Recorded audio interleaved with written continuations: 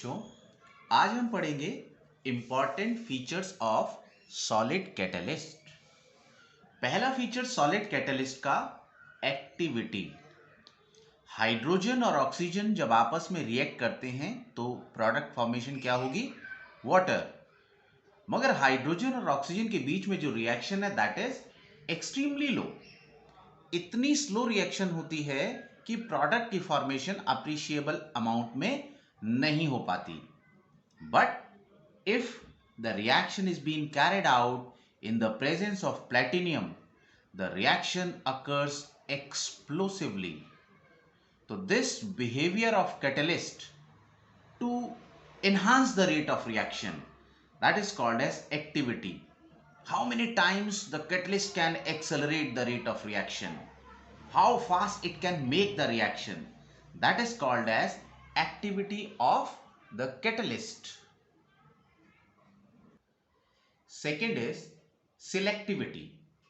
Selectivity का मतलब होता है कैटलिस्ट का वो नेचर कि वो एक पर्टिकुलर रिएक्टेंट से पर्टिकुलर प्रोडक्ट ही बनाए।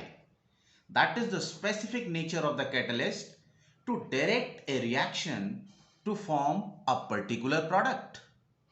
फॉर एग्जाम्पल, यहां पर हमने कार्बन मोनोऑक्साइड और hydrogen as a reactant molecules लिए हैं in all the three cases. But when nickel catalyst is used, it forms that particular methane and water. And when copper ZnO-Cr2O3 is used, it forms methyl alcohol. But when we use only copper, then this reactant gets converted into methanol.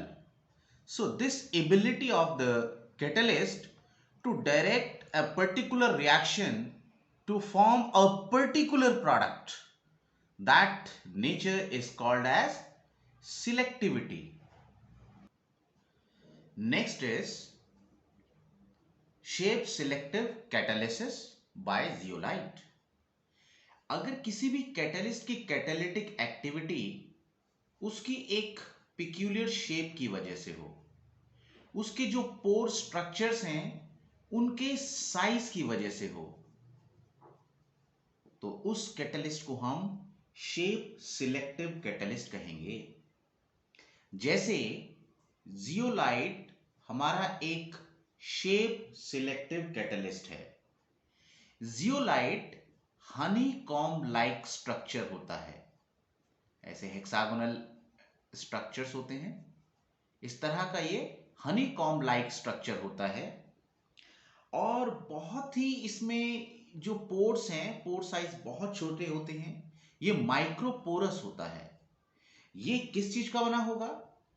जैसे silicate unit होती है SiO4 and 4-. Silicates में ये सारे की सारी units आपस में कनेक्टेड होती हैं. और अगर इस सिलिकेट यूनिट में कुछ सिलिकॉन एटम को हटा दिया जाए और उसकी जगह पर क्या आ जाए? Aluminium. Some silicon atom is now being replaced by aluminium atom. Thus it produces aluminosilicate. This aluminosilicate, which has the three-dimensional microporous structure, is called zeolite. Now, what are the uses of this shape selective catalyst? The shape of zeolite, basically it is used in petrochemical industry for cracking hydrocarbon. यहां पर ये alcohol से petrol बनाने के काम आता है. Zeolite ZSM5, which has microporous structure in which alcohol can fit, and thus it gets converted into petrol. This also zeolite can also used in water softening. Ion exchange method में हमने पढ़ा कि किस तरीके से ये by exchanging the ions of hard water it converts hard water into soft water. It also used in cracking and isomerization process.